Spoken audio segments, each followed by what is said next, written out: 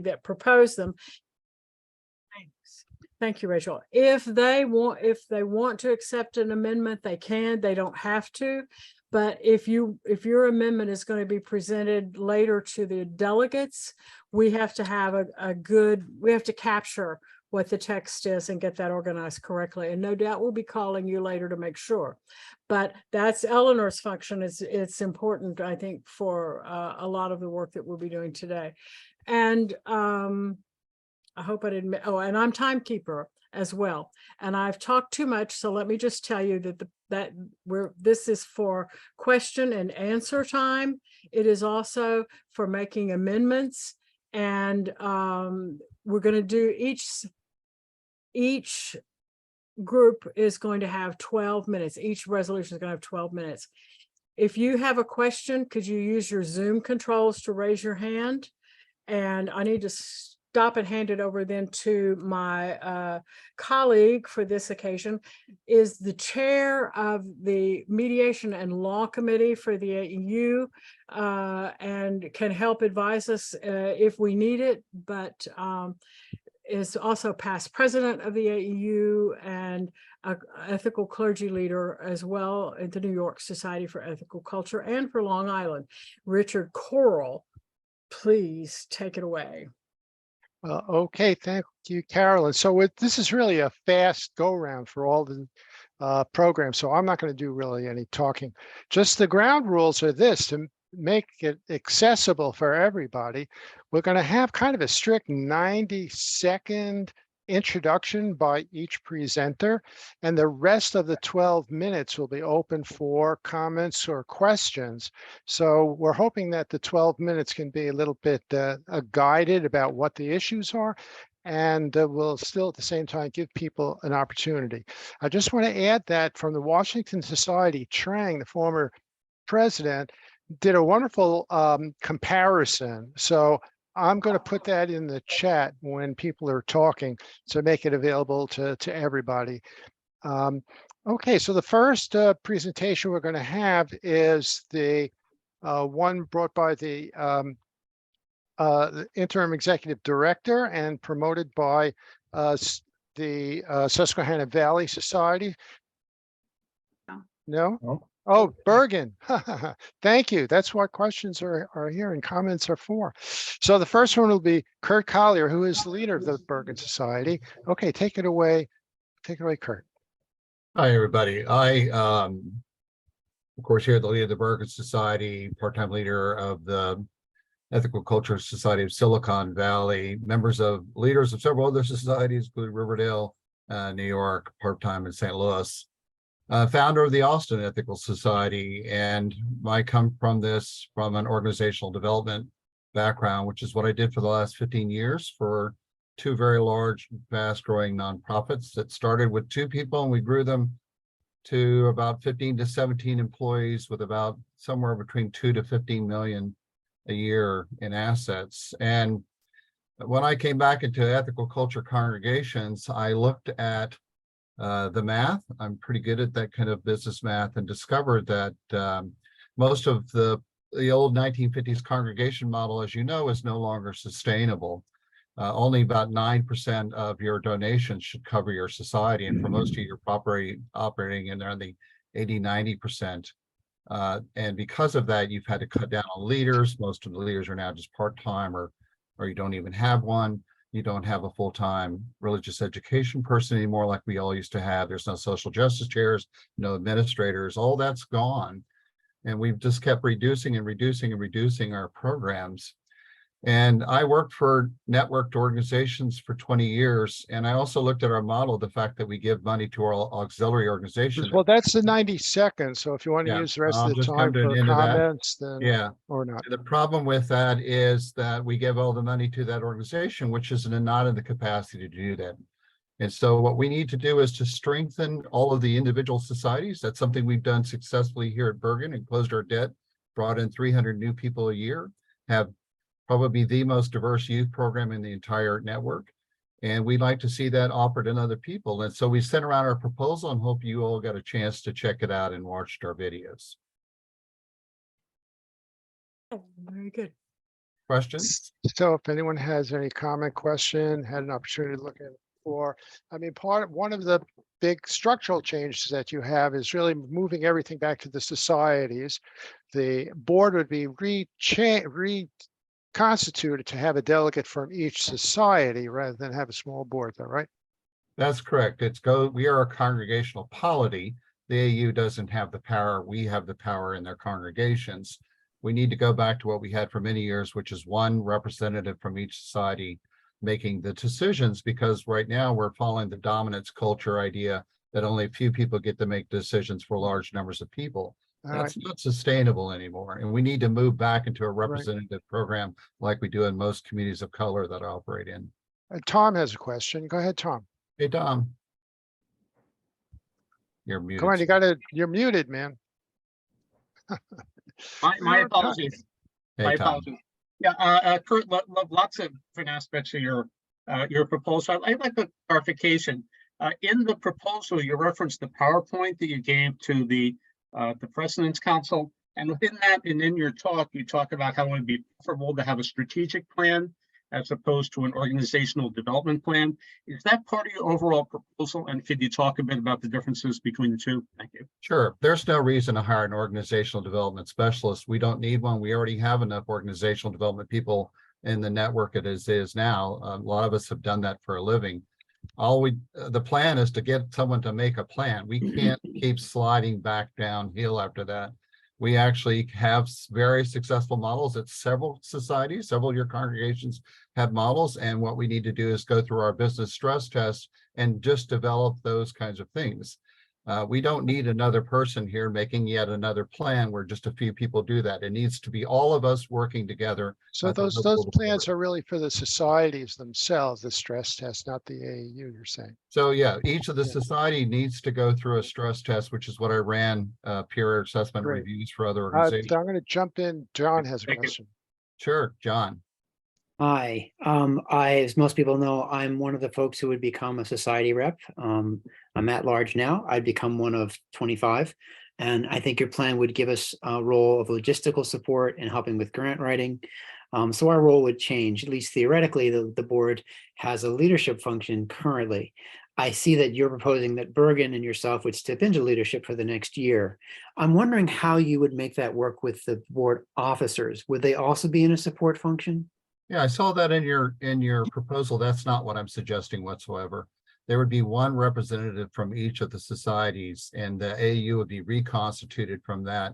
The board would do as it's done historically, which is you would elect a president, you would elect a treasurer, and then what would happen is each of the congregation of the whole, the polity of the whole, would then elect treasurer and those other kinds of ancillary officers type things. All the existing officers can really become the representative from the society. So you'd become the representative from the Washington Society. Dwight would become the representative from the Bergen Society. The people who are already in the board.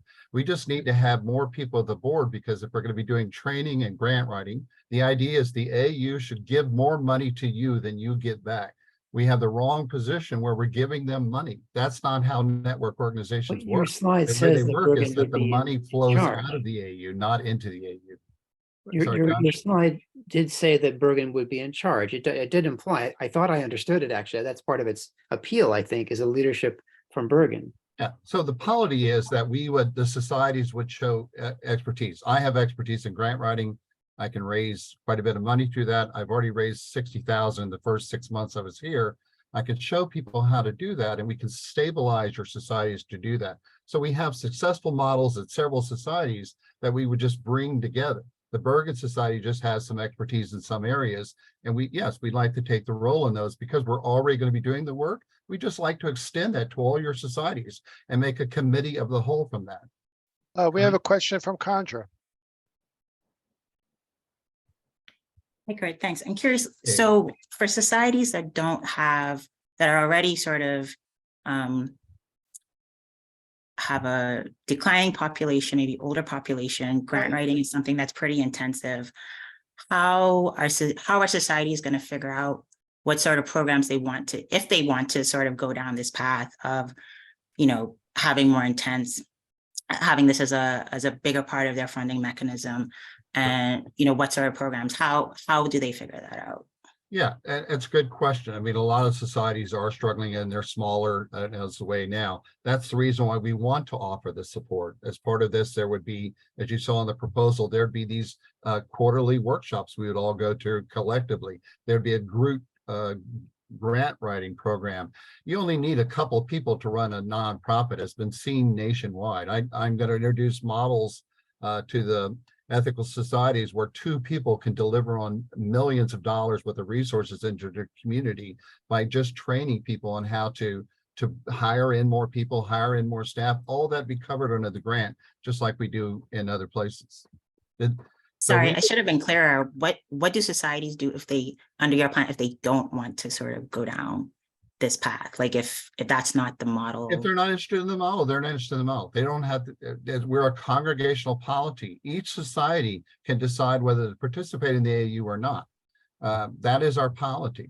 And so each society makes just their own choices. If a society wants to go in a different direction, maybe they want to share resources and have some other cool ideas. I hope they will. But if they don't, that's the idea. We are a congregational polity, and any one of us can introduce programs and bring that to the movement. We should not be giving money to the AU. The AU should be giving money to y'all. That's the main point. Part That's of your part of how your it works in structure network was- organizations. part of your structure is to actually have it centered in a different society, and it would rotate. I know Bergen has had a part-time administrator, while the AU has had full-time administrator, a part-time administrator, or a part-time executive. How is all that going to fit into the workload of Bergen's administrator? So what we did is we put out, the AU would still have its own board. Now, if you look in the budget, we have bookkeeping funding, we have communications director, all of that is still kept in place. There's still the YES, FES, all of those things continue under our existing organization. The only thing that would be different is I am already writing grants. I am already doing that every single day, raising money. I would then have a committee of the large. You'd all come in. I'd say, hey, did y'all see this grant? Go for this. Let me give you some existing language. This is how you can do it with a group of 2 people. We would just be providing services that we're already doing. We're not adding sharing anything, that, sharing those skills. just sharing those. And right now what's happening is we're trying to give the money to the AU and get them to do that when we could be doing that more of ourselves and then raise the capacity of each of the groups to do All that. right, we have a question from Abby. Hey, Abby. Hey, Kurt, what's during the first year you've specified that Bergen would take on a leadership role. In future years, you specified that it would rotate. How do you imagine the future the societies to take on those roles would be selected in future years? So I think we would just do the same thing we're doing now. We're putting forth a proposal. Other societies would put forth their proposal and say, hey, we'd like to take the leadership this year. Here's the directions we'd like to go in the kinds of programs. It has to be where you're generating income. You're showing us how we can replicate programs in our spaces. That's why we're trying to give y'all money. We're trying to give you grant writing. We're trying to give you micro grants. We're trying to do that from this model so that you could say, all right, you're already doing this. Here's a cool thing we're doing at West that you could replicate within your society. Here are the resources, the tools, and we're already doing it so you can be part of that committee, just like we're doing here. I would invite all of you in to participate in the kind of deliberations of the projects that we're doing here as well. All right, we have a minute left. Anyone else have And any? that's probably how it's done in network organizations, where each of the affiliates take the lead. The convening organization is just supposed to be writing money and going after grants and then coming back to you, say, here's some additional money, y'all. Here's some grants. Here's what the grantor is looking for. Who wants to do this program? And you would all participate in that discussion because you'd all be at the level of the board. Mhm. Okay. All right. Well, that's great. Thank you. Oh, Dror, you got Thank you, 28 seconds. I'll only take 3. Kurt, great. I love the idea. I love the enthusiasm. I love the leadership. Is there a way that this can be melded into some of the other proposals? Or does this have to be totally separate from any of the OD and anything else? Well, the question is where does your money go? We do this crazy thing in an American Ethical Union where we give money to the mother organization rather than it giving money to us. And that's what we were saying to do, is that we would be giving Okay. y'all money for your programming. All righty, thank you so much. Kurt, that was great. You really Right. nailed it. Just kind of in ran the out of breath limited and I time we didn't have. stumble. Thanks. All Richard. righty, next presentation is from Brooklyn. That's Tom Castelnuovo, the president and the former treasurer of the AEU. Tom, take her away. Okay, thank you, Richard. I now have to introduce myself because you just did. Appreciate that. The Brooklyn proposal is unlike the others. We sympathize with our fellow assembly delegates who are being offered a complex choice among 6 overlapping and different proposals. We say, don't vote on those proposals on July 29th. Let's have the proposers, the President's Council, and the AEU take a couple of months to achieve consensus on one proposal to submit to the Assembly. With 1 month to organize the consensus process on the front end, and 1 month to let delegates see the results, we propose that the scenario vote be put off 4 months to early December and a second assembly. But let's have Kurt, Hank, Don, Sonia, Sarah, Rachel, Jay, Carolyn, Andra, Vandra, all wonderful dedicated people, me, whoever I missed, and a couple of President's Council and AEU designates meet in a virtual room 2 months to sort this mishegas out. We need to decide about organizational development versus strategic planning consulting, central staff or no staff or unpaid volunteer staff, no apportionments or voluntary apportionments. Nobody likes mandatory apportionments, myself included. 1 vote for society or the current vote process, the role of grants and the value of a national project. Reorg folks like Hank's amendments. What about Wesson Bergen? And if we eliminate the executive director and communications coordinator roles, who will perform their functions? Let us put together a detailed checklist. We love details. That was your 90 seconds. If you want to use more time to. Yeah, I need another 15 seconds. Brooklyn has lots of questions about Chief's proposals. Members want to chime in on these choices too. Let's give them a restorative justice process to do that. That feeds into the consensus process. Or has some great ideas for doing just that. And somebody asked me a question. I'll speak my last 10 seconds. So you're not talking about any structural change in this. It's just basically using the next 4 months to discuss this and get a better idea about its direction. Is that right, Tom? Yes, that's what I'm saying, and I'll cheat and segue into what I still wanted to say, which was vote for the Brooklyn proposal and send the proposals back for reconciliation. The delegates should not have to sort all this out. It's the job of the proposers, the AEU, and the President's Council. But let's have a relaxing July 29th Assembly Day. All And I see right, Abby has a question. Abby's up with a question. Yeah, I just like to understand, is then in those 6 months, are all the programs running? Is the board, are we doing business as usual? And what happens to the apportionments for those 6 months? Yeah, so we're talking about 4 months, right? 1 month at the front, get us organized. That's what Carolyn advised. 1 month at the end, because that's mandated. You have to go ahead and see the proposal before you vote on it. And then 2 months to go ahead and do what you need to do. Now, if the assembly were to say, hey, mandatory apportionments are an abomination, people should not be paying their apportionment bills, everyone's agreeing we should go ahead and get rid of it. And it's an adjunct to this wants to say, hey, let's not pay the apportionments until we vote on this. I would certainly support that.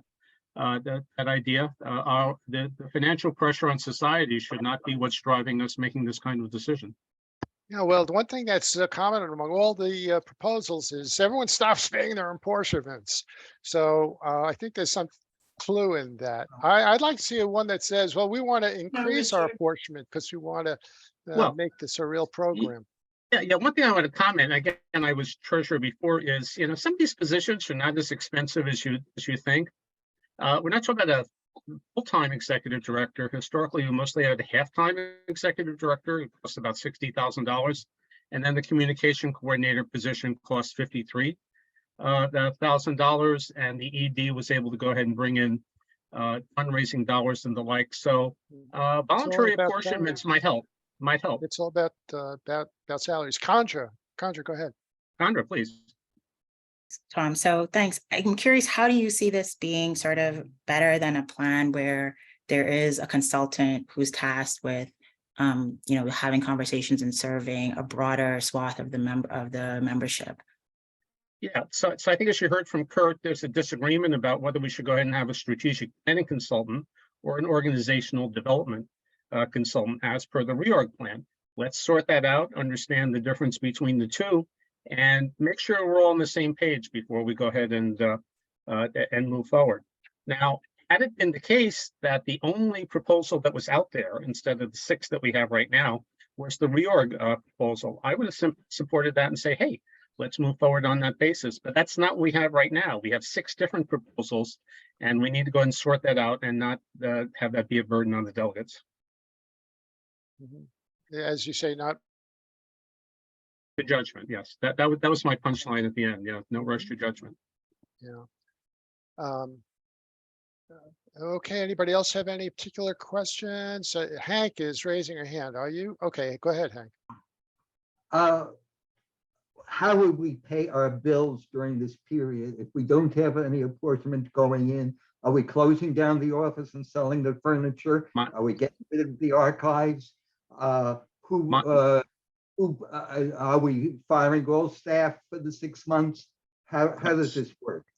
So it's 4 months, okay, not 6 months. And my understanding is the budget is going to be up for approval is the $275,000 that revenue budget, Hank, that we all agreed to. And I would say that we need to go ahead and continue operations as they are while we go ahead and sort this whole situation out, not fire anybody or decentralize somebody. But I certainly hear the argument in favor of eliminating apportionments, and I know that some societies are really under the gun with regard to that, and I've worked out the math.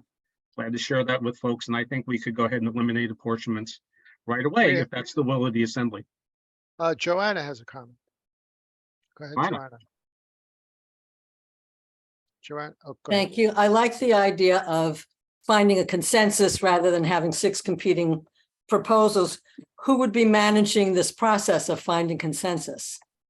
Right. Well, I think it has to be the AEU in consultation with the President's Council would appoint a committee to go ahead and work on the process with most of the fine people I listed before on it, and that's a good way to move forward. If the AEU and the President's Council have got a slightly different idea about who should go ahead and honcho this process to get it to completion, I mean, that's fine. Absolutely, everyone who's raised the proposal has to have a stake in it, and obviously the AEU and the President's Council need to have opportunities for leadership in this process moving forward. But we have So to the straighten this out. The Brooklyn plan is working off of existing structures. You're saying it's the AU board and the President's Council working together. Right. Just for the 4 months. After the 4 months, it's whatever we go ahead and decide. And then if we say we want to segue into strategic planning or Okay. OD planning, hey, we have to decide between the two. And I don't understand myself the difference between the two right now. Okay, Eleanor, then Trang.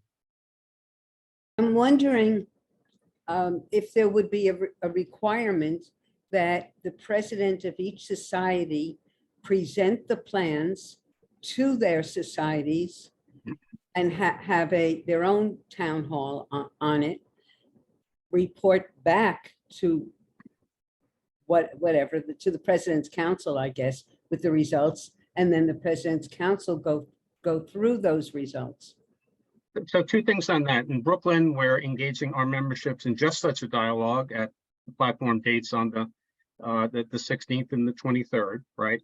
And in addition, Dror has forwarded the idea that any member throughout the entire AEU who wants to get involved in this process, why don't we go ahead and open that up to a restorative justice process? I'm not exactly sure how that could move forward, but I think Dror's looked into this. There was some depth, maybe has more details on it. Yeah, let's give everybody a chance to have input into this too. Clearly, there's also got to be a group of folks that are really taking a deep dive into the details to try to go ahead and sort all this out. And for ourselves, we love checklists. Okay, we don't want to have a single function that's not specifically addressed. Okay, my personal hero is Atul Gawande, if that means anything to people. Trang is next. Trang has a question. I do, thank you. I'm currently the co-chair of the President's Council. I just was wondering if you could give a little bit more details about how you see how you see the President's Council involvement in that 4 months that you're referring to. Right. Well, I'm assuming that our elections are going to go ahead and move forward, and that either Carolyn or Condra will be the president. I'm hoping there'll be a conversation between whoever wins there and whoever's running the President's Council. If it needs to be a broader conversation, it can be a broader conversation. Trying your advice to say, hey, we need to move forward. The AEU is in good enough shape to go ahead and move forward on it. Without the President's Council, that could happen too. I'm just trying to reflect what I understand to be the current reality of leadership in these different organizations, but I could be wrong. I'm open to a suggestion on this. But that's also why we're allowing a month for the consensus building process to move forward, as Carolyn advised, because it's not obvious how these different entities to be staffed or would be led. So when folks say, hey, let's take 2 months to work this out. No, you need a month on the front end, just get it going, and you need a month on the back end for people to take a look at the resulting proposal and decide what they want to do. Great, thank you, Tom. Any other, we have another minute, so Tom, if you want to take the other minute before someone comes up. No, I mean, if folks want to go ahead and talk about this, and I saw that there was movement towards the second assembly in the West proposals, and if there's a way to collaborate with Wes and others who say, hey, it's a little bit premature to go ahead and make these decisions, and then ranked choice voting I favor in general, but I'm not quite sure how this works out, and each of the proposals have got little holes in them, and we're having a town hall on Wednesday, where we can go ahead and go into these in more depth, and we have questions with regard to each and every single proposal at this point. So with the devil's in the details, and we're in proposal hell right now to try to better understand those. Yeah, we have to understand the context. We're just talking about the AEU, which is like the network between societies. This is, ethical culture is still in the societies, but how do we work together best? Okay, that's it for Brooklyn, and thank you so much, Tom. Thank you. The next one is going to be by Susquehanna Valley. This is the one that's been really mostly prepared by our interim executive director, but it's being promoted by the Ethical Society of Susquehanna Valley, and Patty Arduini, the president, is going to present it.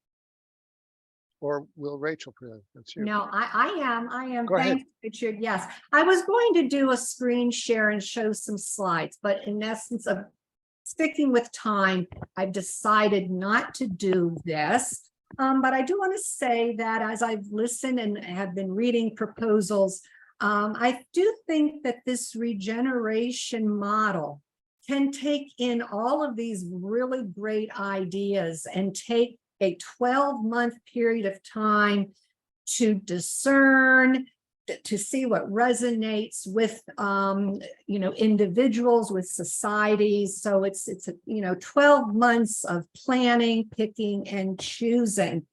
I want to say that regeneration is a process that will hold all of us. It's a process that links us to each other's future well-being and the future well-being of our movement.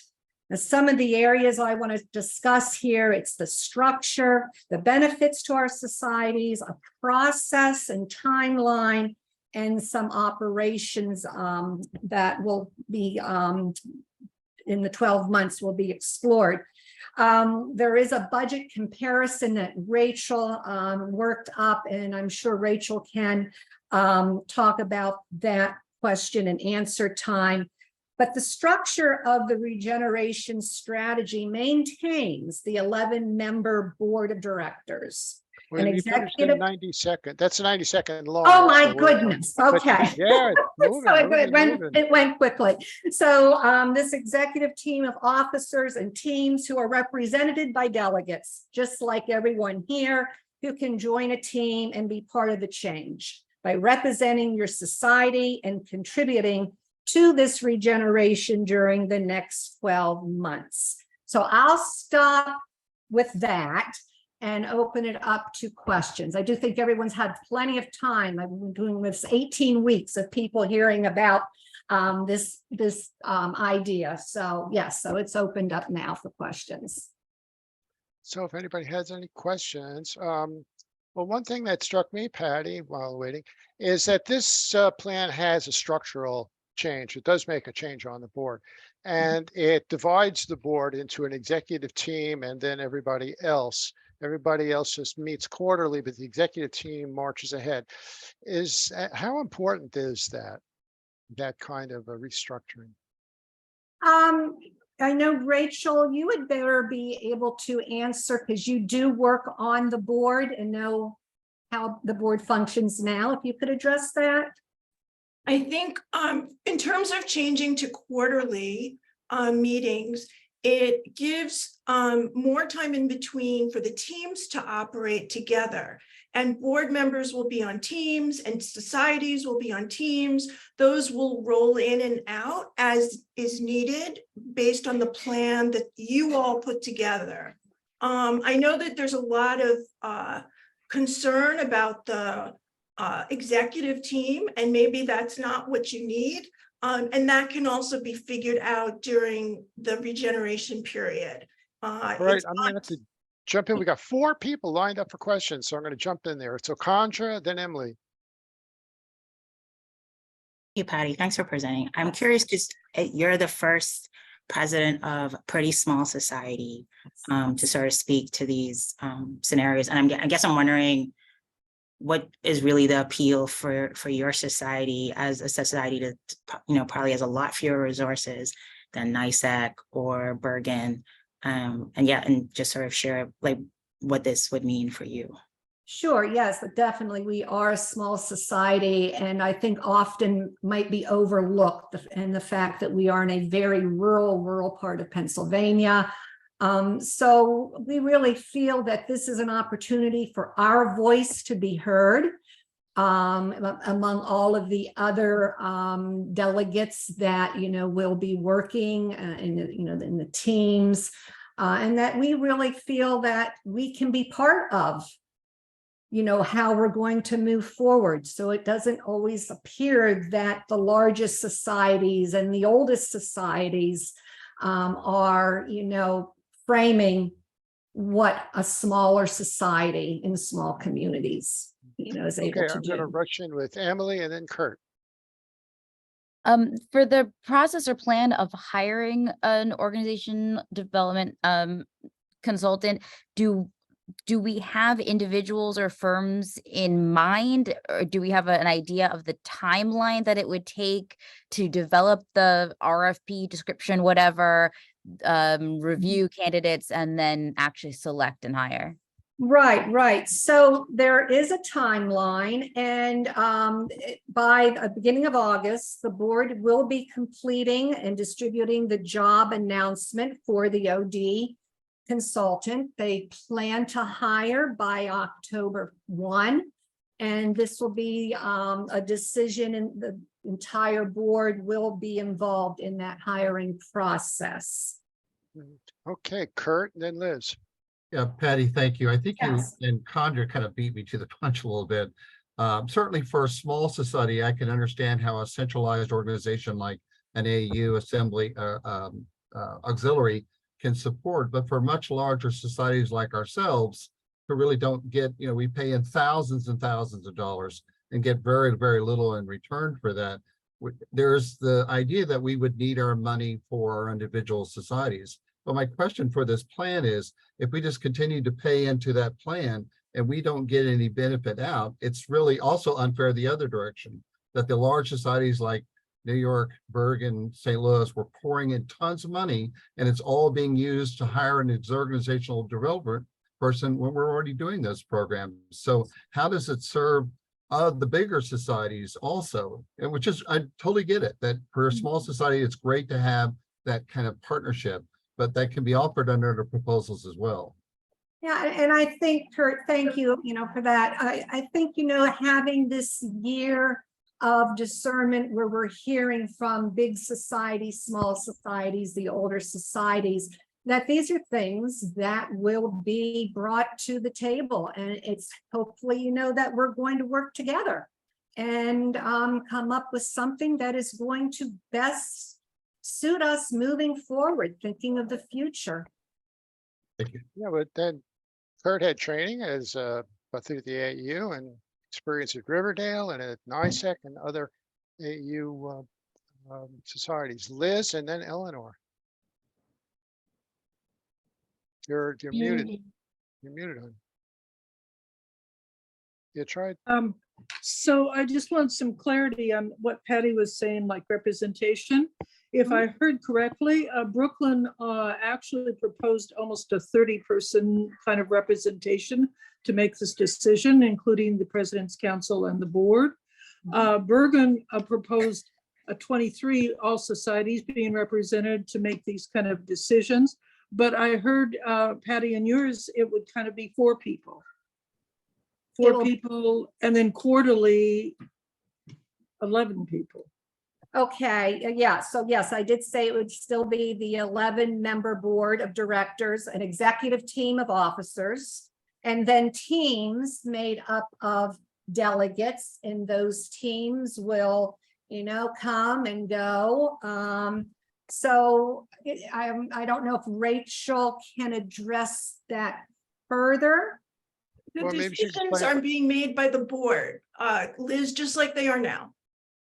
Yeah, why are the teams specifically not board committees? I mean, it's very expressly not Because board it's, committees. because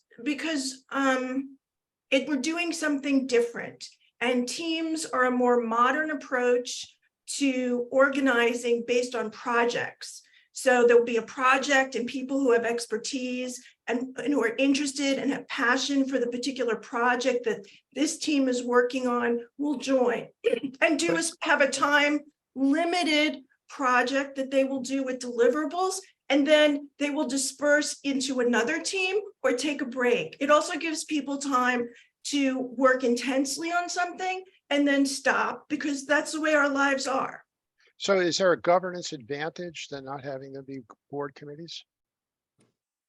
It's a year of exploration, Richard. Okay. Liz, that was your question? Then Eleanor and Tom. Eleanor, you're up. Okay. Mine is very similar, if not the same as Liz's question. I looked down on that first page to where it talks about AU supports the board of directors, and then and you've got an executive team. The executive team has voting rights. But when you go down and I understand that the team formation under that, that they won't be considered, I don't really understand it. They won't be considered committees as Richard asked, and I did not fully understand the answer, but I can understand those behaving more like task forces with a limited time, and then they move on, as you said, Rachel. However, the transition governance team sounds the most sensible to me, because we would finally achieve all the societies having representatives, but they can't vote. So the executive team could then say, or the board could say, well, thank you very much for your input. Goodbye. And so what's the point of my society being my society, one of the 22? What's the point of my being on that team about the governance team if I can't vote? Patty or Rachel, one of you want to field it? Yeah, it is, after hearing the delegates who are looking to be on the board, and they are promising to be open and transparent and listening to their societies and the delegates, that this is not going to be the case, Eleanor. And, that's what we're going to take them at their word at this point. Yeah. I just want to add one very quick It's got statement. 5 seconds. 5 seconds. I would suggest that that governance team be present at all the board meetings so that they see to it that their suggestions All Of right. be course, Take discussed. your time. of course. That is a great idea. That is, like that. Okay. Well, that was great, guys. Got a little debate going.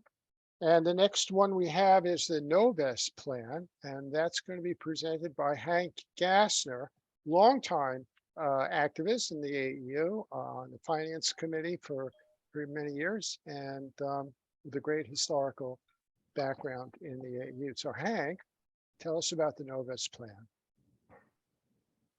Novus supports the proposal to hire consultants to help AEU to plan for its regeneration.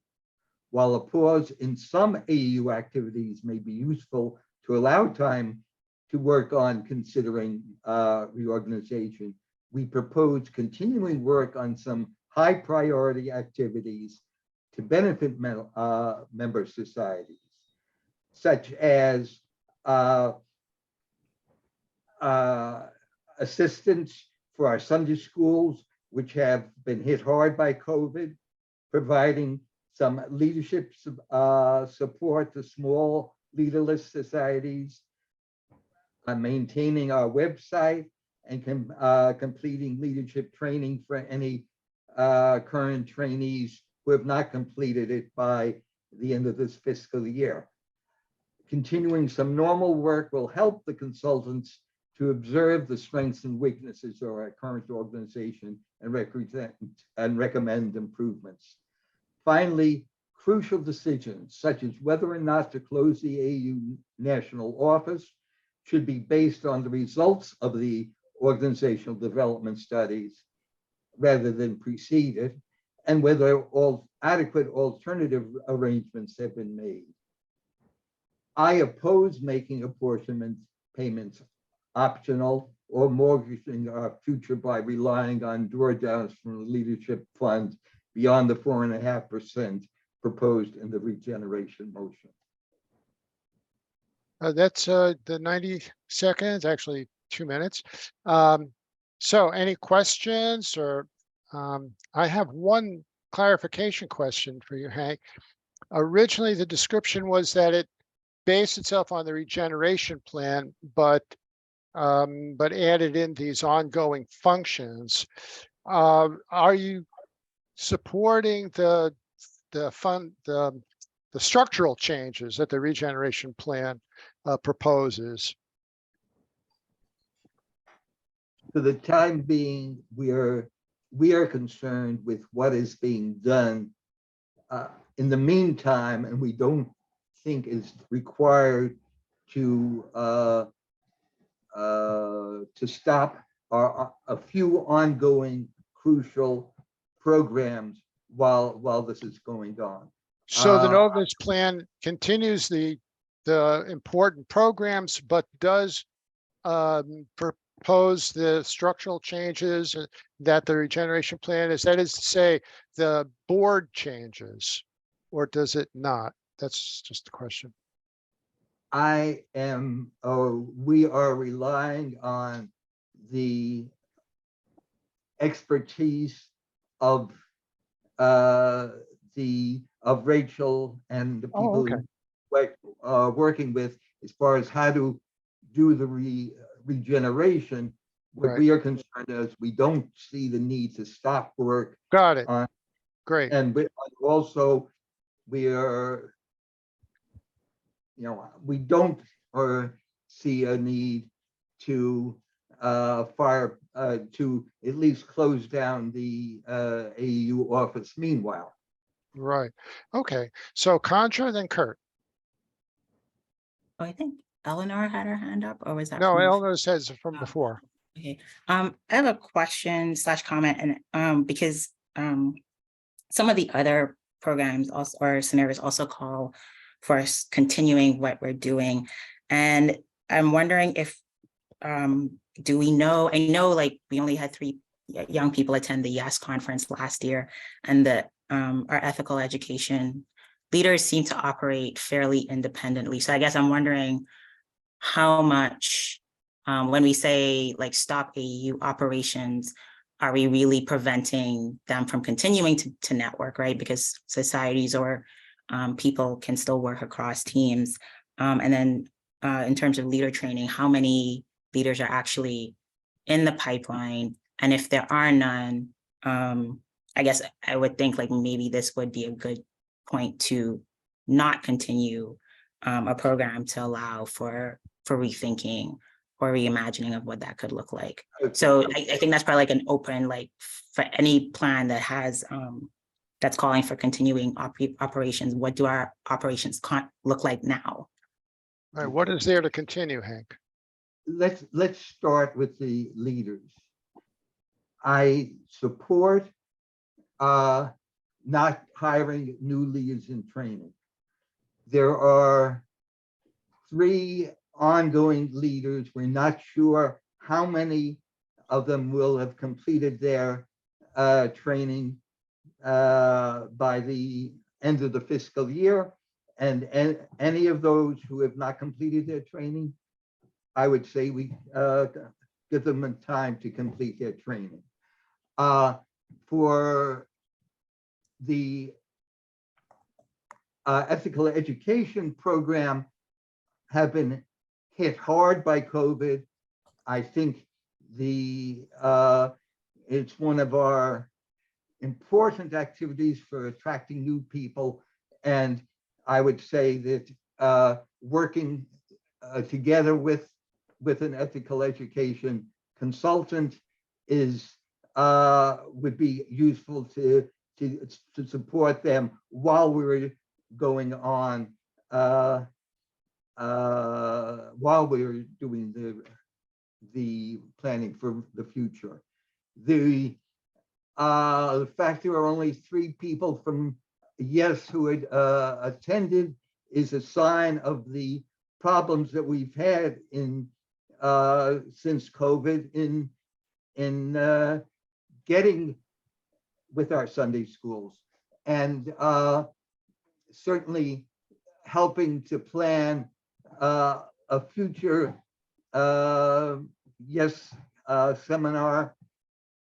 I mean, people are only teenagers once, and it's important to the YES program has been a source of maintaining the group identity and helping people feel that they're not alone in their beliefs and to have a support group. And I think it's been an important and successful feature of our activities and should not be stopped. Yeah, thanks, Hank. I understand there are a couple of people who've given applications for leadership training, but the dean's been sitting on that because of all the uncertainty that we're creating here. Kurt and then John.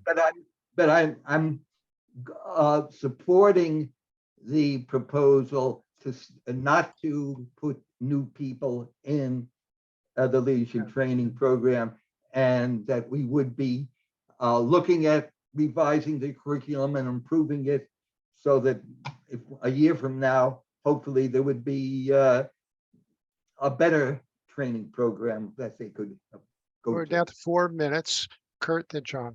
Yeah, thanks, Hank, and hello, Betty. I guess the point is that if we eliminate an executive director from the AU for at least the next 3 years and don't hire an organizational consultant, there's almost enough money in the existing income streams within ethical culture to carry everything that you just said, right? So agreed, we have a lot of functions that we put on suspension. Most of these things are just barely functioning and those kinds of stuff. And so the question is really, we don't really need an organizational development specialist. We could just actually exist as we are now with the funds that we have. In our Sunday school, we raised $6,000 just for youth programming and brought back in all the families. So there are other ways is what I'm saying that we could do this. I appreciate what you're trying to say of let's keep things going. I totally, absolutely agree. Everything the AU is currently doing, we should continue doing. We have one leader in training. We have all these things. I think we could continue that. I want to continue to fund FES and YES, I can find them more money, hopefully, if we were to work that way. But I'm just wondering, why do we need to hire an organizational development consultant? I think people have been feeling that we've been not been operating at our best of our capacity. That for instance, that the leadership training curriculum may need some updating. That the goal is to try and see what we can do to have a better functioning AEU that is more better relates to society needs, and that getting some sort, I don't care whether it's 2 minutes. the consultant, but an organizational consultant can assist us in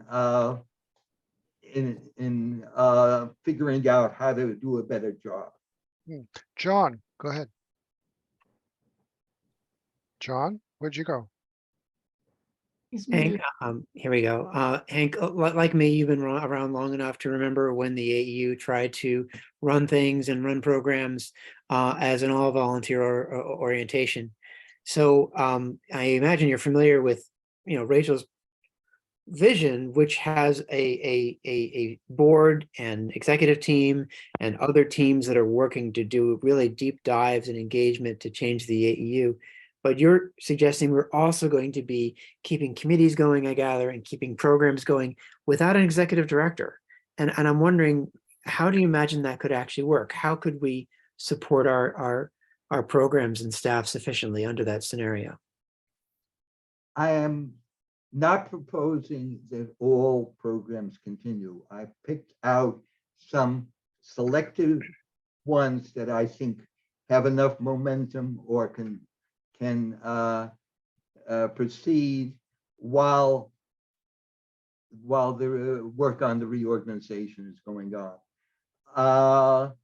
30 seconds. Okay.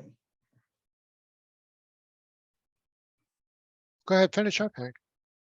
No, I think we have the current board and the committees can do what's required to keep the minimal program that I'm proposing going ahead, proceeding. Okay, Joanna, I'm sorry, we're running out of our 12 minutes. Well, we're really trucking along and we're making a lot of progress. The next presentation is going to be West 1. And West 1 is going to be presented by Sarah Morris, who is the new president of the West Washington Ethical Society. So Sarah. Thank you, Richard. So I'll be presenting the one of the two motions put forward by the Washington Ethical Society, and Sonia will present the next one. So this one is a motion to reform the American Ethical Union. This proposal would enable a pause in nearly all of the day-to-day operations of the AEU, which would create space for discernment and transformation of the organization by hiring an organizational development consultant. So to enhance a singular focus on that task of transforming the AEU, key programs would be outsourced to societies that are already involved in those programs for the 23-24 year. This would allow the AEU during that time to fund itself using existing funds, and society apportionments would be optional for 23-24. The consultant would work with the board to first to resolve its internal conflicts, and then work with the movement at large to build a new AEU. The AEU board will oversee the work of the consultant. The board would be free to organize that work with the consultant in any way that they decide, but this plan doesn't pre-specify how the board will work with the consultant and with the societies at large. So I'll stop there and happy to take any questions. Okay, if anybody has any questions. So one thing that I was wondering, what does it mean to stop all activities? There'll still be a board, but there won't be any activities. And if all the apportionments are optional, who'll be the one to give any money? They'd feel like kind of a chump then, right? The funds would be drawn from existing spendable funds AEU funds. from the savings. Kurt, then Eleanor. Thanks. And once again, Richard beat me to the punch this time. I guess the question is about apportionments. If we're gonna be paying in, if nothing's going on, are you saying we're not gonna have to put any apportionments in this year? And going forward in the future, if a society decides to put its money into another organization outside of that, like West did with the UUA, would other societies kind of under this reorganization, how would that work? Well, let me emphasize that the pause in apportionments would only be during the 23-24 year. A decision would have to be made down the road about whether to reinstate apportionments or develop a new system for establishing dues or whatever is decided. I'm not sure, I may have missed some of your question. Thank you. Yeah, so we would choose whether we put our money into or not. Each society can make a choice to fund it or not fund it. Thank you. Yeah, absolutely. So for the 23-24 year, apportionments would be optional. And this would take some of the financial pressure off of societies that many of us are, the pressure that many of us are facing in our budgets, having to lay off staff locally.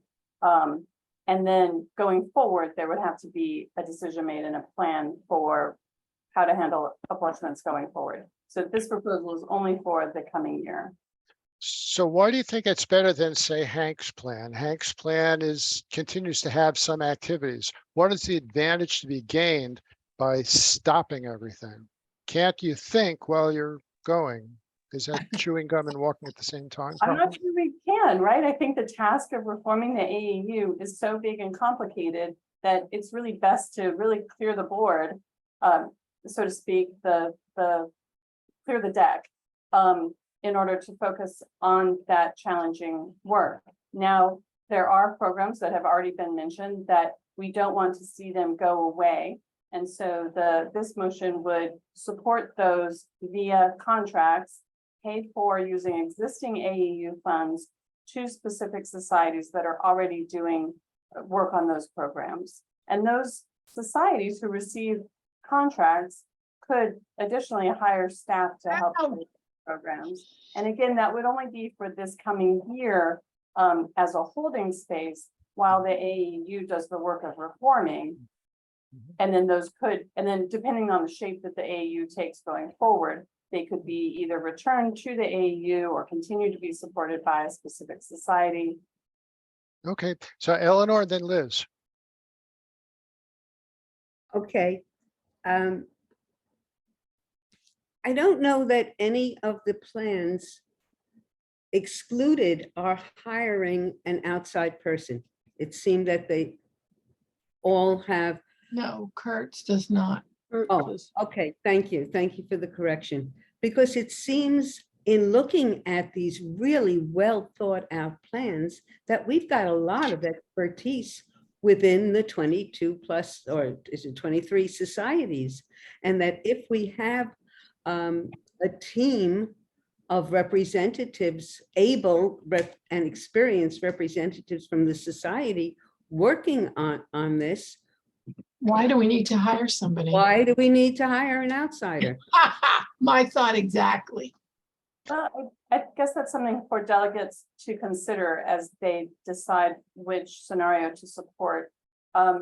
Me personally, I think the AAU would benefit from a neutral outside person coming in first to help the board resolve its internal conflicts, and then to work with the board and societies more broadly to bring in that specialized expertise on organizational development. Okay, Liz, and then Dror. So I just have, again, some clarity here. So this would be a 12-month project, and apportionments would be optional, but also advised to hire a consultant to come in, and which we've been quoted around $100,000, $120,000. So that money would be recommended to draw down from the Oppenheimer Fund. I mean, so I'm just a little confused on no apportionments, but hiring somebody. Yeah, I understand. So we have, when we scoped out the budget for this proposal, it included a part-time organizational consultant, not a full-time. And also, by having apportionments optional, if some societies did decide, for example, to contribute 10 to 20%, for example, of their apportionments, that would reduce the amount of funds needed to be drawn down from among the spendable funds available to the AU. So, okay, so I just wanted some clarity here. So if nobody volunteered any money, in order for this to operate, it would be a drawdown from the Oppenheimer funds. That's what the proposal would mean. Not only the Oppenheimer funds, but also remaining funds from the past year from other funds that didn't. But that's the problem there, is that there will be about $60,000, 50 some odd $1,000 from leader training funds that can only be used for leader training. We could not use them for. And Well, it's basically from savings. It's basically and all drawn down of- from savings. all of this is Yeah. why Wes advocates having a completely separate later budget discussion after this, after the assembly decides on a scenario to hash out these Okay. items. You can say with confidence that this motion is financially achievable. So we've scoped it out with enough confidence to be able to say that. But the budget details would have to be established later. Okay. Do you see an obstacle where the organizational development expert will be coming in, but he has no operations to observe because nothing's going on? Yeah, that's an interesting way to think of it. It's very funny. I think there's enough material for such a person to work He'll with. think that, or she will think that they can invent something totally new. They will have no idea about who we really are. Well, I would trust our board to communicate that to them and Okay. the documentation to show how things are being done, existing bylaws. I think that I would trust the board to communicate about the issues that the AU has faced recently and be able to articulate those to the consultant as areas needing improvement. Okay, 2.5 minutes. Dror, you're next. Thank you. Thanks, Sarah. Well, first, I'm not clear, what do we come back to at the end of the year? Maybe, again, I wasn't listening carefully enough. Second is, my fear is that after a year of not having anything, we don't come back at all. We just say, well, hey, you know, that worked out. So, like, how do you guarantee that there will be an AEU at the end of this year? I think there's no way to really guarantee that, but I think that there is enough momentum and energy and commitment in this group and among the member societies that they would be energized by if they saw a new organization and improvement in the functioning of the AEU, that they would see the benefits of returning and having. We're hearing how important a national voice is to societies. I think with those kinds of improvements in place, most societies would be enticed to return. Okay, anybody else have a particular question? Hank is raising his hand. Go ahead, Hank. We're down to 1 minute. You're muted, Hank. You're muted. Hank.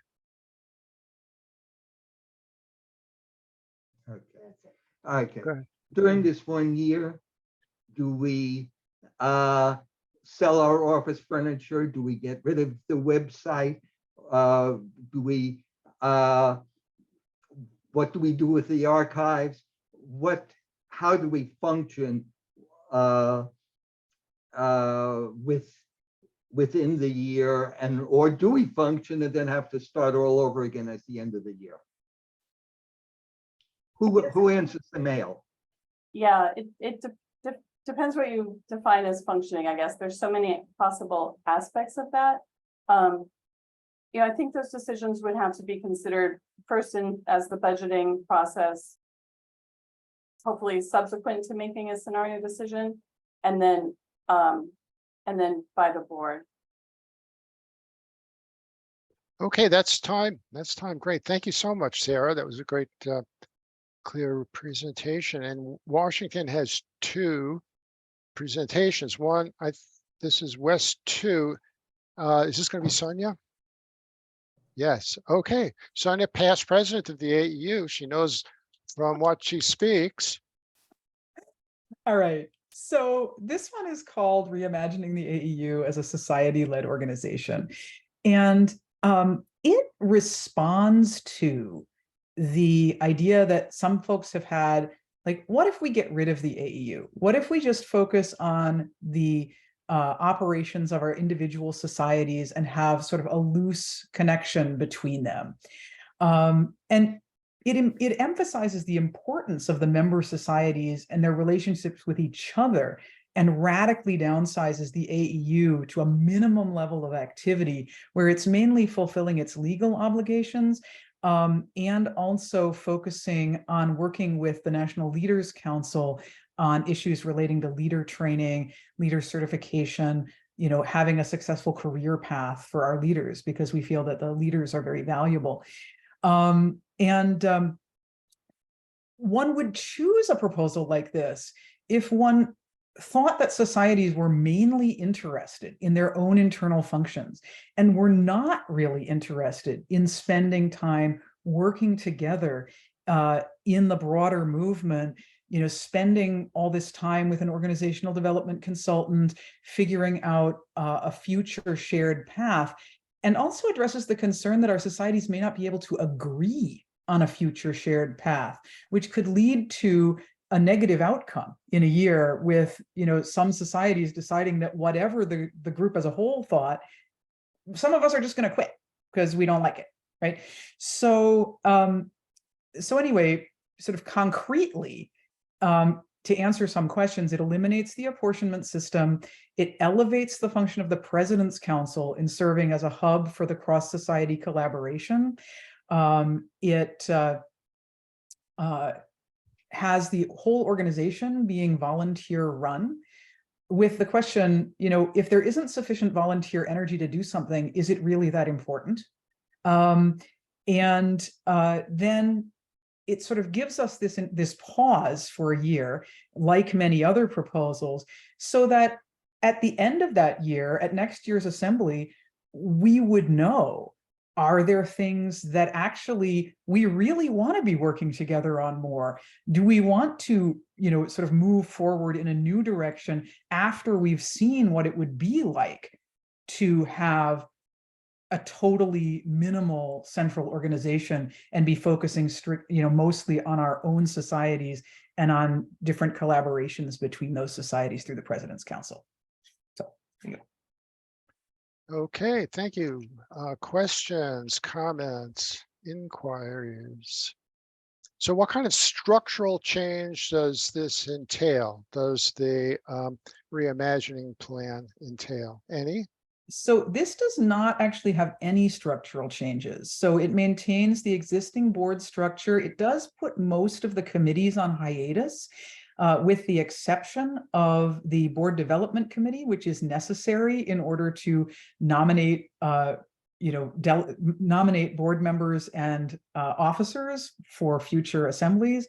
And it also has the Leadership Committee retaining its activity in order to allow for those leaders who are currently in certification processes to be certified, and to allow for the officiants to continue to be certified.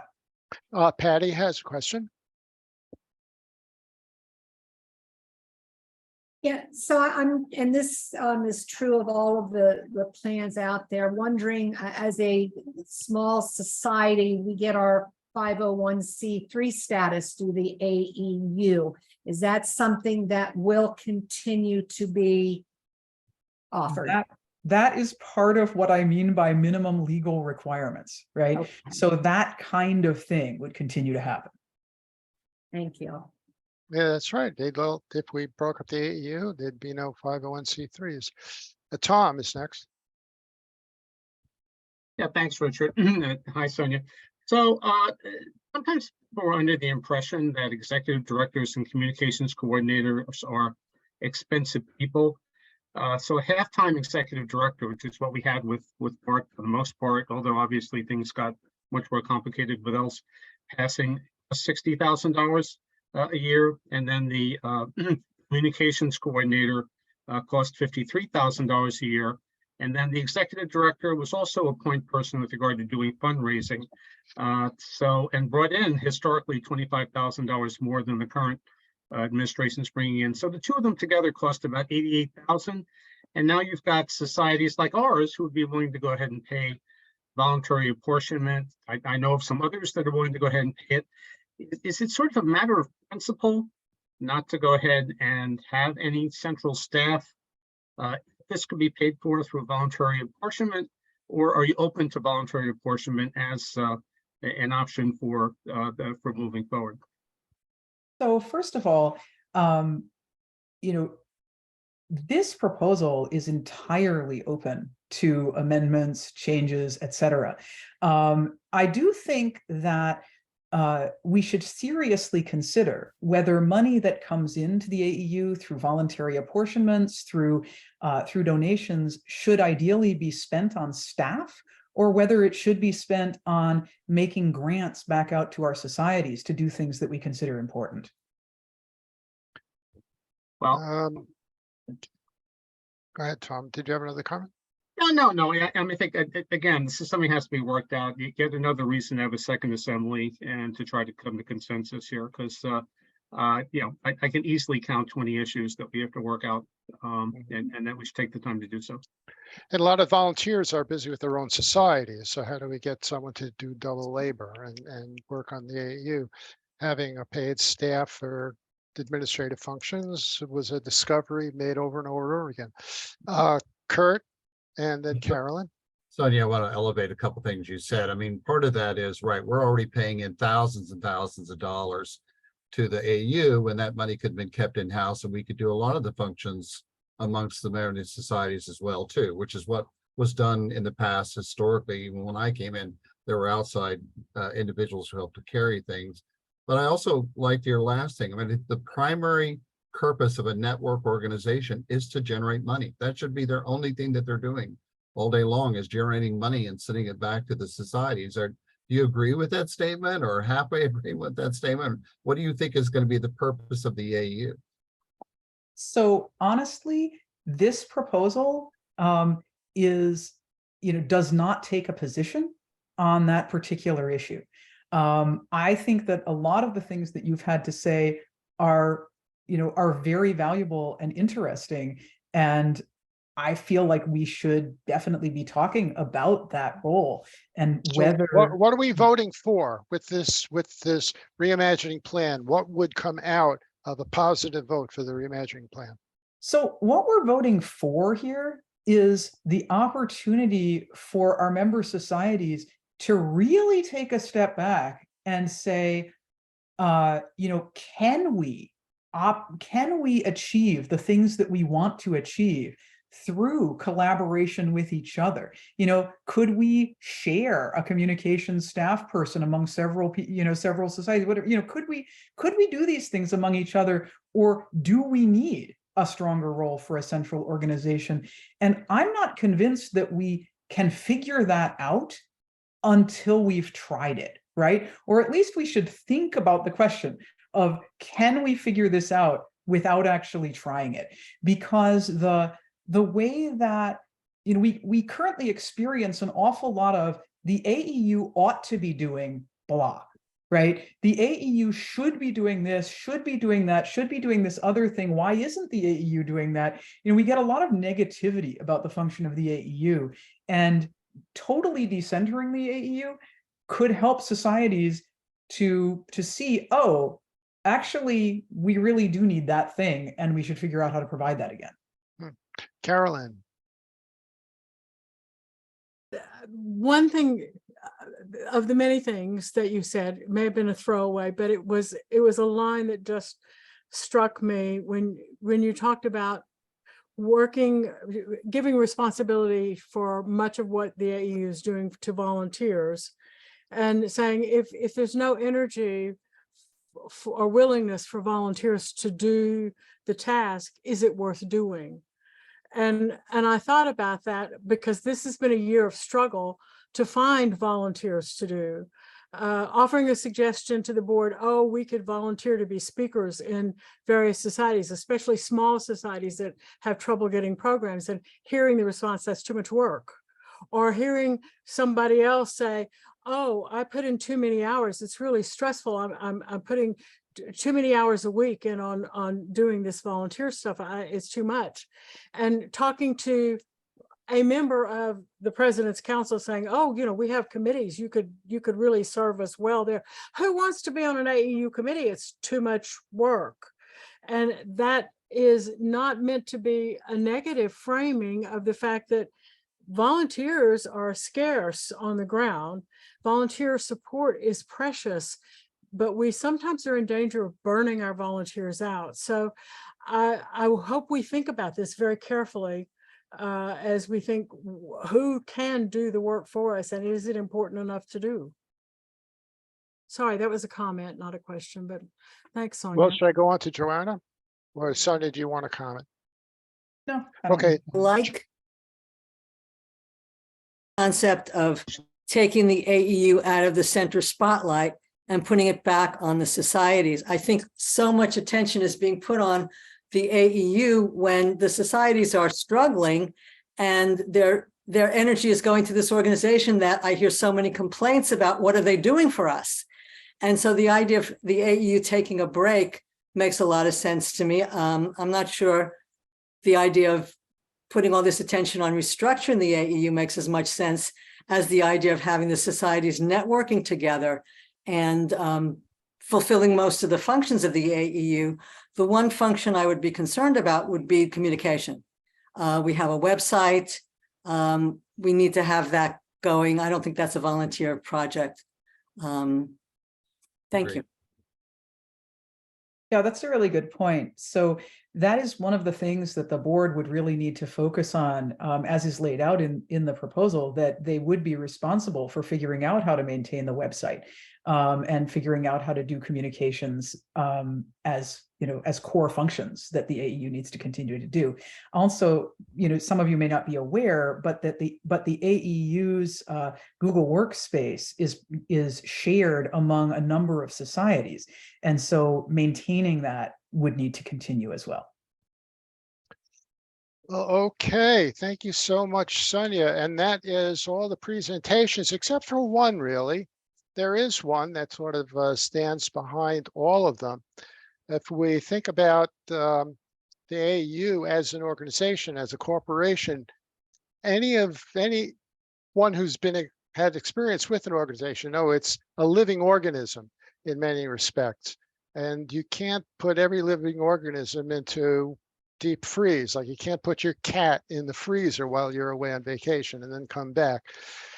They don't survive being put in suspended animation. So if you look back at Hank's proposal, he makes an interesting list of all the things that must continue to live, or else we are cutting our own throats over here. And also the other question is what we really owe each other as societies. All of us are very busy with our own societies because that's enough to do to keep a society going. And we are fully engaged with that. So what is this other thing, this network between the societies? What does it take to keep that going?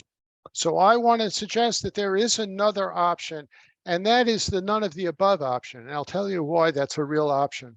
None of the above means we still have the opportunity to have organizational development consultants. We still have the opportunity to rethink. We still have the opportunity to have strategic planning or organizational development planning, when someone can define the difference. We still can do a lot without drowning the baby in the bathtub. So when all these, I sent around the comparison that Trang of the Washington Society put together. It was a really good piece of work. It's in the beginning, up in the beginning of the chat. Maybe I can put it in there again, so it's at the bottom of the chat. And I think it's a really good outline to help you figure out what the difference is between these. Excellent. We're having two more of these. Is that right, Carolyn? Yes, yes, we sent to the delegates a link to the Assembly webpage, but also has a link to the delegates webpage. There's a calendar of the next meetings that will be happening next week. We'll try to send out to the delegates, as we did honestly by the skin of my teeth this morning, to welcome you to Saturday, but we'll try to welcome you to next week on Monday, so you have a little bit more breathing room as a reminder. But there are 2 more discussion sessions for these resolutions, 2 discussion sessions for the budget, 2 discussion sessions for bylaws, and of course, 2 more opportunities to meet the candidates. And as we're wrapping up here, we'll stay as long as we need to, and we'll keep the platform open if we want to keep talking. But let me take this point to thank Richard for his very able job of moderating today, and to thank all of the people who helped support this event to keep it going. Hopefully we've learned from the chat some other things we should be doing, so we'll try to do better next time. And thank you all for your Saturday and the time that you give for ethical culture. Now we're formally adjourned, but we're here. Yeah, I see Mike and Kay are asking to make comments. So, hey, go ahead, Mike. Thanks. Got just a general question, and I have been a delegate before, and maybe I just need a refresher. What are we hoping to end up with from these resolution conversations? I guess hopefully we have a resolution to either pass or not pass on the 29th. When are we going to start sort of paring things down? How is that going to work? What's going on? Yeah, that's a good question, because this has become such a really complicated set of options presented before a whole bunch of people. And I think some of these proposals involve structural changes to the AU. Some speak just of direction to the board. So they have different consequences. We're going to have a vote on July 29th on the business meeting. And we have a special team of fair-minded people and high-level computer experts to figure out a way for this election to be made. And as I understand it right now, it's going to be a ranked choice voting. So ranked choice voting will mean that you vote for your preferred on top, and then your next 2 or 3 in descending order of interest. It's going to be complicated. We may be surprised by the outcome of this, but we'll say, I hope I answered the question, Mike. If somebody else wants to add something, like Sonia or Carolyn or well, Rachel. This is your chance in these discussion sessions, first of all, to make sure that you understand what the options are. I mean, here, this is getting to know your ballot, what things will be on there. But there will be some opportunities up to midnight, the 20th of July. If you can persuade a maker of the motion, like Brooklyn, if you can persuade Tom to accept an amendment to change it, to make it easier to vote yes rather than no on that proposal, this is your, get in there and start negotiating. Have a chat, talk to him about what he'll listen. Thanks, Carol. That was actually what I was wondering, sort of, is as opposed to here are your options, yes or no on all of them. Where is sort of the shaping of these? In previous years, there were amendments proposed to resolutions, things like that. So, yeah, okay. The amendments will be a little more complicated when we get time to vote, but Sonia and Bill and Chris are our voting support team, and I have every confidence that they'll figure it out and make it work for us. It'll be good. Kay Dundorf, where are you, Kay? No? Okay, next is Eleanor and then Joanna. Eleanor, you're muted, honey. Okay, that's better. I'm confused, not an unusual state for me. We've seen the different scenarios. I imagine that some of us like one from column A and one from column B. From what Carolyn just said, I'm wondering, will there be opportunity between now and the assembly to be restructuring these? I mean, there are, for example, there was a town hall meeting some of us were at this morning from Wes. There will be one on Tuesday from Brooklyn. And at those town halls, the society's resolution for each received suggestions. So they might be modifying their plans. And Carolyn spoke about amendments. Also, so that's one part of my question, as to what at the assembly we will be presented with. And the other has to do with the option at the assembly of not being presented with them that day, but having the second assembly at least a month later, so that the societies have more opportunity to talk amongst themselves and to submit and resolve. But this is very, very important, and there's a very short time. Yeah, thank you, Eleanor. Does anyone want to make a comment? Carolyn, Sonia? I'm trying to catch up. Sorry. I couldn't hear everything. Well, I mean, it's confusing, but by the 20th of July, there'll be the final package, which will be sent to all the delegates. And so you'll be able to see the final proposals all the way down the line. And if they're amended, it will indicate this is amended, so you'll know what to look for. Joanna, then Tom. Wait a minute, the second part of my question. Oh, what was the second part? About having a second assembly instead of being pressed to vote at this assembly. It's been proposed by more than one society and more than one proposal. I think the second assembly there were two second assemblies. One is the one proposed by Brooklyn, which basically has a period of time to think about all this. And the second assembly will be the time to decide on a more of a consensus plan. So that's Brooklyn's concept. There's another one with the second assembly that says, well, we're going to decide right now which way we're going to go, and we can't do a budget right now. So we don't know what the budget's going to require. So we're going to put the budget off for 4 months, several months. So those are two separate things. Like there aren't enough options now. There are options on options. Yes. So Joanna, then Tom. Yeah, I'm very grateful to whoever in the organization has been organizing all of these different conversations. And right now, the way the conversations are going, we're still in a sense of an adversarial situation where each subgroup presents their proposal and we're asking them questions.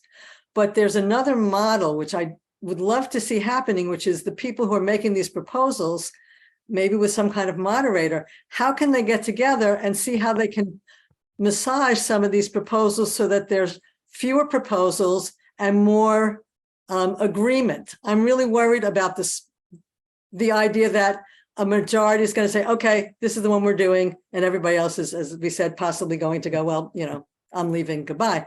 I know the idea, for instance, of not the vacation, the sabbatical, which isn't being called that anymore, was to get everybody talking. I want to see everybody talking more before that to try to create more coherent options. I'm worried about all of this splintering and all the different options and us not coming together to create something before we vote rather than having to vote on 6 different options. Am I making any sense? Yeah, it makes a lot of sense. It's one of the options to do what you're suggesting. And the fellow with the next question is Tom, who is representing Brooklyn. and they're the ones who proposed that. Anyway, was that what you wanted to talk about, Tom?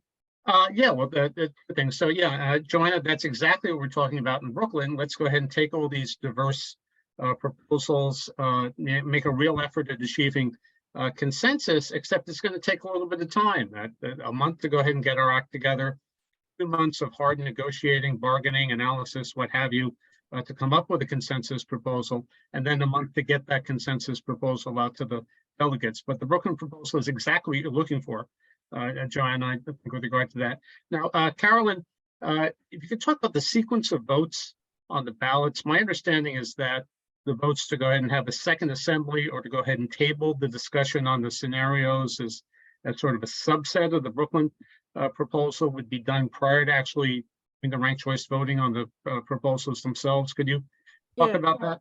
Thank you. Just, and Sonia, hope you can correct anything I screw up here, but we did talk about the possibilities on the agenda for the meeting.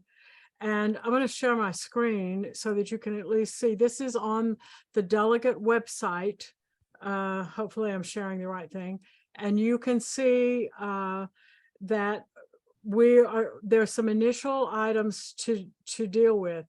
If Wes has a proposal that requires a decision tree, and if we follow Wes's recommendation, that changes the order of voting and the things that we'll be voting on during the business meeting. And so I would say read that proposal to see what their diagram and the order in which things would go. If that doesn't pass, or even if it does, we still have 2 other proposals. One is a Wes proposal to create a second assembly, which would be to have the election and approve a budget. It means that at the July 29th assembly, we would be picking a scenario or making a decision about a scenario, but on September 23rd, we would be meeting to do budget and election.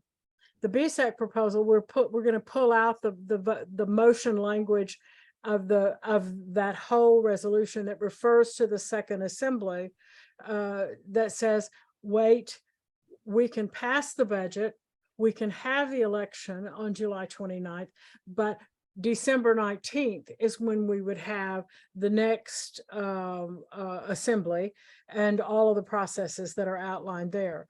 And my understanding right now is that if the West proposal for the second assembly passes, we would not have the election of directors or officers. We would not have a vote on the budget on July 29th. So that part of that's down here, that part of the agenda would go away.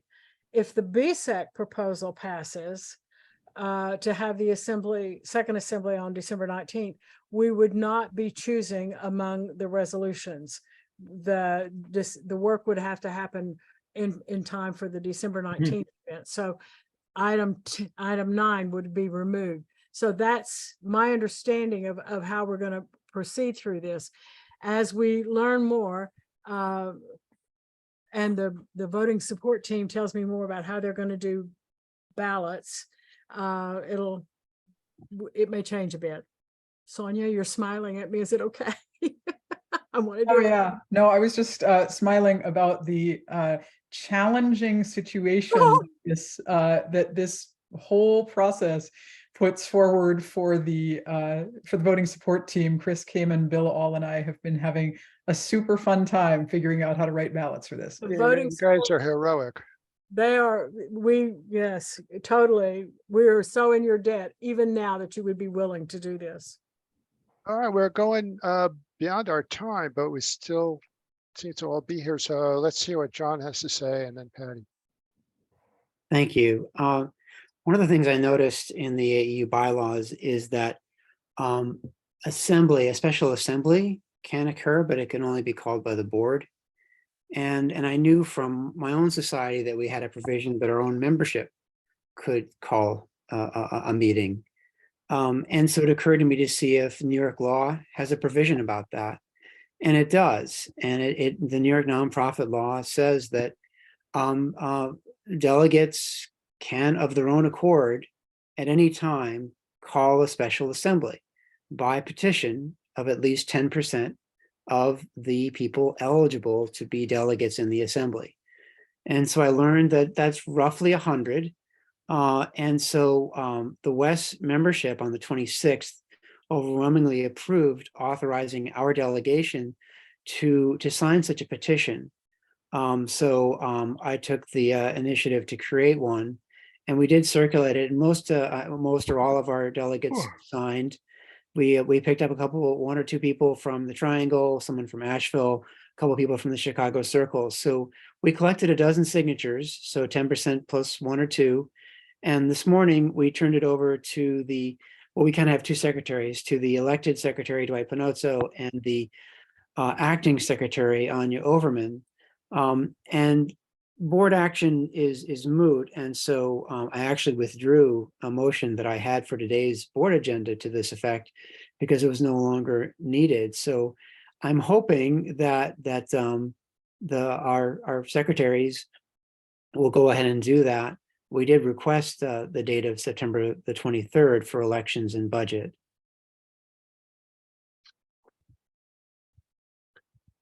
Okay. Patty? Yes, so, wonderful plans, proposals, and very difficult decisions to make. And I would just like to say, I strongly feel that the regeneration proposal, which gives us a year to take a look at everything and take our time and not feel as though we're being forced into choosing something that right now absolutely confusing.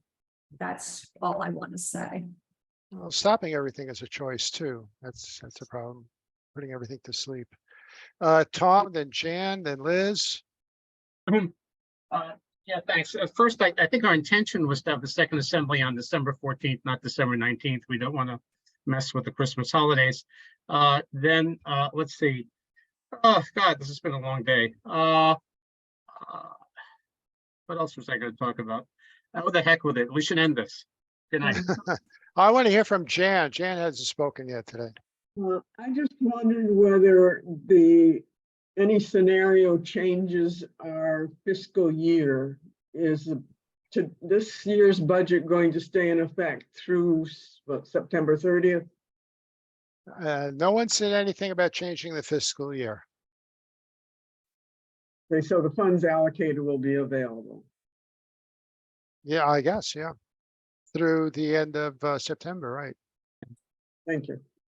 Can I jump back in with an important question I had here about the sequence of events of the first set of resolutions? Doesn't the West decision tree start us down the path towards scenario decision making? And wouldn't it make more sense for the Brooklyn proposal to be ahead of the West decision tree proposal to stop us going on that path? Or we think first we have to sort everything out before we start going down that road? The first choice is anything or nothing. And if it's anything, then it goes down some choices. I haven't memorized it, but there was a logical progression. Okay, well, we'd like to understand the logic before we move forward. Right. And then, Carolyn, if you need any help doing surgery on the Brooklyn proposal to pull out what has to be done by way of doing the postponement, glad to help on that. Thank you. Thank you. All right, Laura, then Liz. Thanks. Just quickly, I would love for someone to describe where elections fit in each of those scenarios and what the timeline is.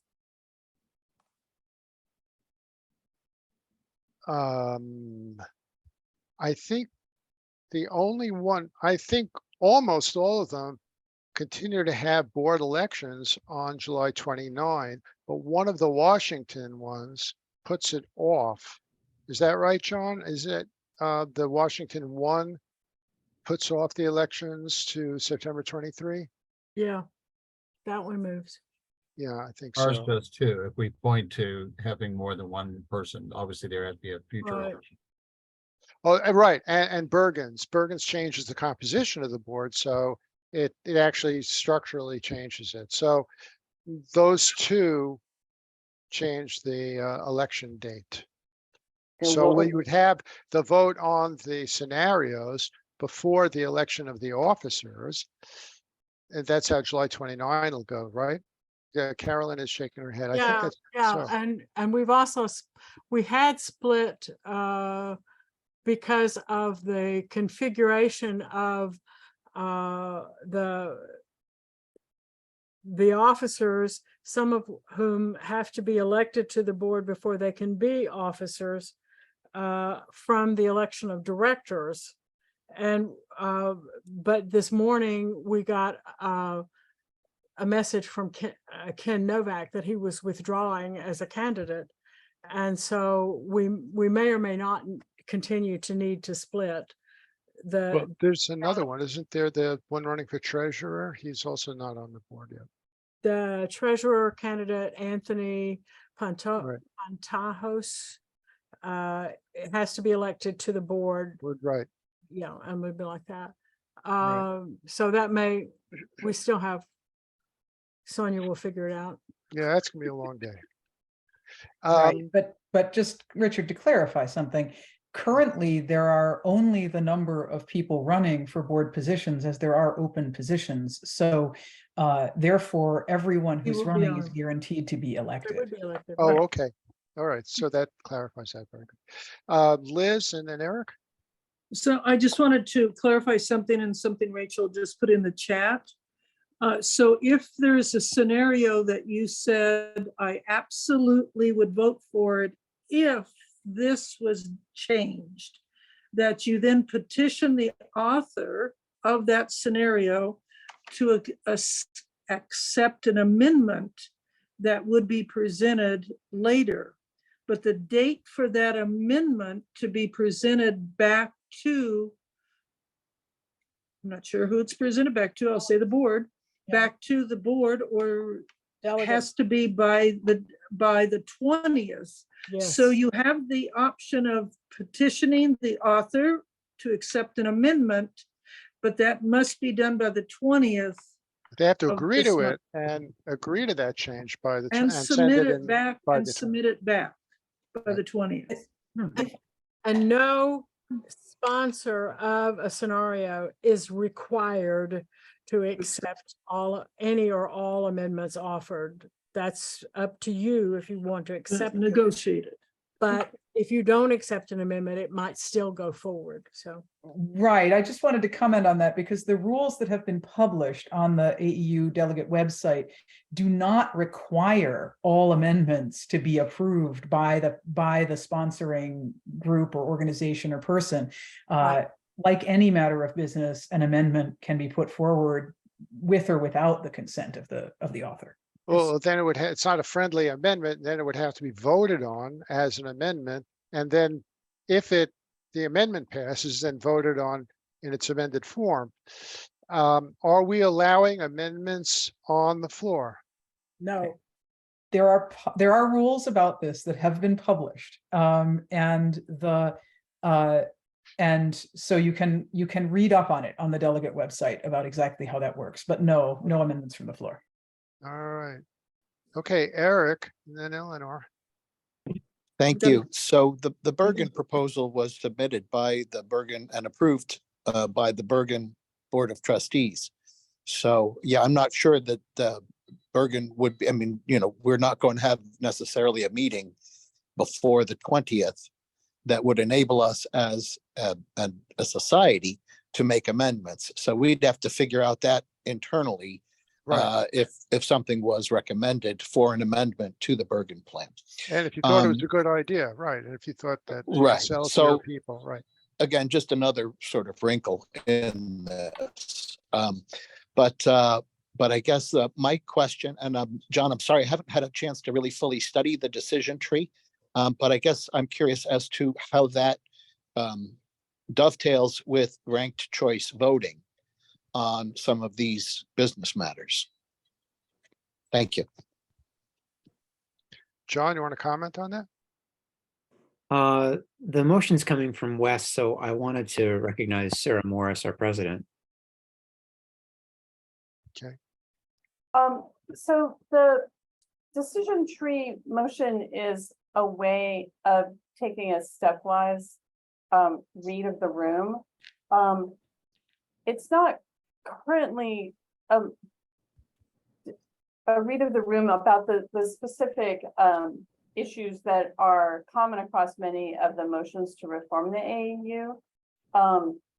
Now, as it's currently written, and this is where I will need John to correct me if I'm wrong, as that decision tree motion is currently written, it's not clear whether those votes and those decisions would be binding or not.